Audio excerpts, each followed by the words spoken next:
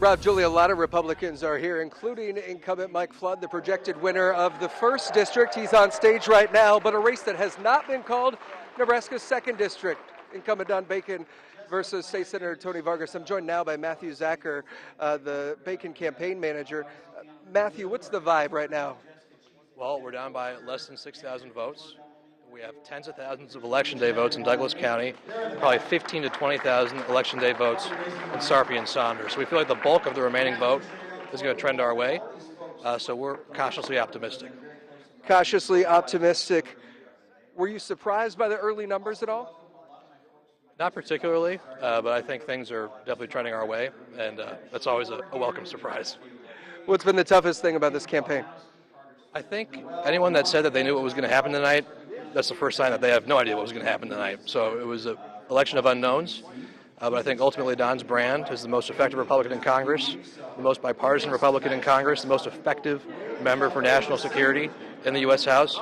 That's a winning message, and I'll get behind that candidate any day of the week, and the voters here will too. Matthew, we got about 30 seconds. I mean, you kind of hit on it, but why do you believe Don Bacon is the right choice for District 2? Well, just what I just said. The world is on fire. We saw what happened in Afghanistan. We see what's happening in Ukraine and Russia, with Taiwan and China and the Middle East. This is the most effective Republican in Congress and the most effective for national defense. And how lucky are we that he represents our district out of 435? Matthew Zacher, Don Bacon's campaign manager, thank you so much for joining us. Cautiously optimistic. That is the mood here right now.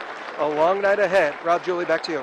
Hi, Bill, thanks. We want to go over to the Democrat watch party in the 2nd District race. Quinicia Fraser is at the Cottonwood Hotel where Team Tony Vargas is right now. Quinicia. Yep, Rob, Julie, you just heard Bill say that the Bacon campaign is cautiously optimistic. What I'm hearing here at the Vargas campaign is still holding on to hope. They're still pretty hopeful. They say they know that lead is shortening, but it's not bothering them too much just yet. And I'm joined now by Denise Blaya-Powell. She's with Women Who Run Nebraska. Tell me, what are you feeling right now as you see that lead tighten, but you see that he still does have a lead? What are you feeling? I feel cautiously optimistic. I mean, we knew that this race was going to be a knockdown, drag-out fight. We knew this. This is why our mantra has always been, when we fight, we win, because we knew we were going to have to fight for every single vote, every single door, every single voter. So I'm still feeling really hopeful.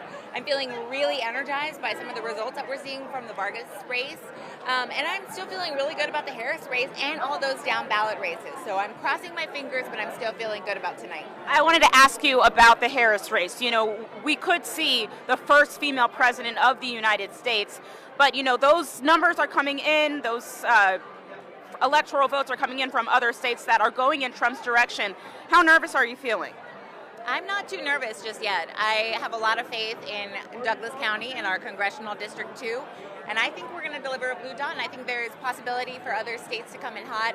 I don't think anything can be counted yet. I think we're going to see some surprises tonight, and I'm still feeling maybe cautiously optimistic isn't the right word, but I'm still feeling really optimistic about the possibilities. Again, we knew this was going to be a big battle, and we were ready for it, and we left it all out on the field, so I'm really proud of the whole Harris team, and I'm still feeling good. All right, Denise Blaya-Powell with Women Who Run Nebraska. Denise, thank you so much again.